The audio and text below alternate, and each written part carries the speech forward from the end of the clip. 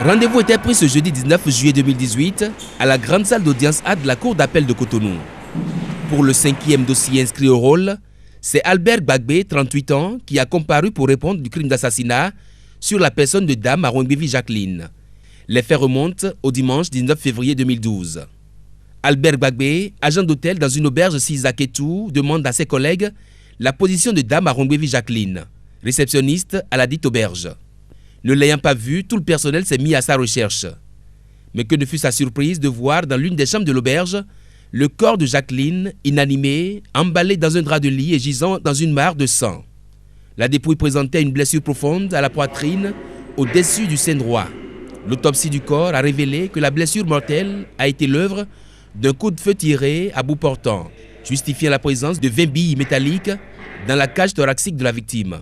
Les soupçons se sont portés par la suite sur Albert Gbagbe qui déclare spontanément avoir vu Jacqueline en cette matinée du drame, installer amoureusement un client de nationalité nigériane, habitué des lieux dans l'une des chambres de l'auberge. Cette déclaration a été contestée par le reste du personnel de l'auberge. Les investigations ont permis de découvrir que le dernier appel reçu par la victime provenait du téléphone portable de l'accusé. Interpellé sur ces faits, Albert a nié les faits à toutes les étapes de la procédure. À la barre ce jeudi matin, après 6 années de détention, Albert n'a pas varié outre mesure dans ses propos. L'interrogatoire au fond du dossier, y compris le passage à la barre de 4 témoins des faits, n'ont révélé aucune situation conflictuelle entre Jacqueline et Albert pouvant justifier la commission de ce crime.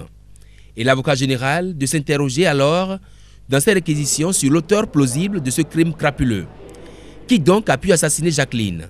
La conviction de Marc Robert Dadaglo, représentant le ministère public, à cette audience est établie quant à la culpabilité de l'accusé qui, assure-t-il, a vainement tenté d'orienter l'enquête sur une piste, pensant pouvoir se tirer d'affaire.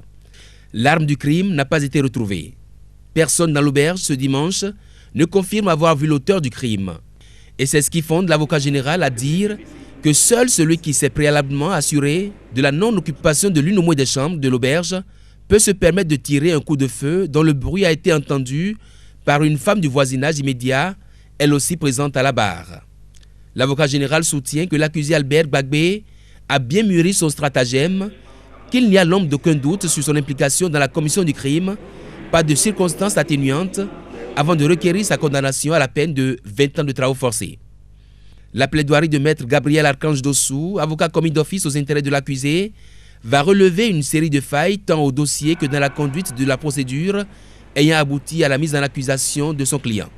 Non, les moyens de notre défense, ce sont les preuves légales, ce sont les preuves prévues par la loi en l'espèce.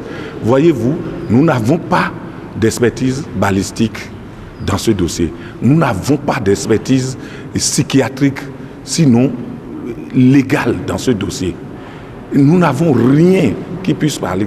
Nous sommes allés de déduction en déduction. Si ce n'est pas l'accusé, si ce n'est pas les autres qui ont été pris avec lui, qui ont été placés sous mandat avec lui, c'est lui. Et vous voyez, de déduction en déduction, on en est arrivé à sa condamnation. C'est dommage. L'infraction pour la défense de Gbagbe Albert n'est pas constituée, ce qui postule son acquittement pur et simple. Et le doute épais qu'elle y a décelé devrait profiter à son client, surtout que c'est la matière pénale. L'avocat général a parlé plutôt d'indices concordants. D'indices concordants, ça n'existe pas en matière pénale lorsqu'on se retrouve devant une cour de cette envergure-là. Et normalement, dans la rigueur des principes devant la cour, nous devons raisonner en termes de preuves, en termes d'expertise qui nous fixe plus ou moins sur les pans du dossier que nous ne pouvons pas, en tant que juristes, maîtriser. Est-ce que votre client était déçu, lui aussi? Il est bien entendu déçu. Il est déçu parce qu'il n'a pas commis cette infraction-là. Il n'a pas commis cet assassinat-là.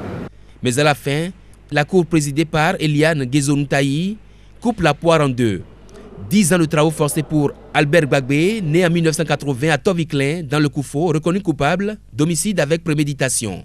Les juges de la cour d'assises, faisant parler leur intime conviction, ont pu condamner mon client. Mais l'intime conviction non plus ne repose pas sur du néant. L'intime conviction s'appuie sur des faits. l'intime conviction s'appuie sur les preuves du dossier. Or, dans ce dossier, il n'y a aucune preuve qui puisse parler contre l'accusé. Mais, bon, ce qui est fait, un arrêt a été rendu. Nous aviserons de l'éventuel pouvoir qu'il faut former contre cet arrêt-là.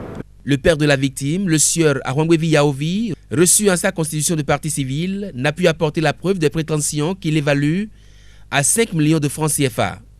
Il sera donc purement et simplement débouté. La cour était présidée par Iliane Gezontaï, assesseur, Jules Chabimouka et Hamzat Goté, avec le concours des jurés, et à la plume de l'audience, Louis Hungbo.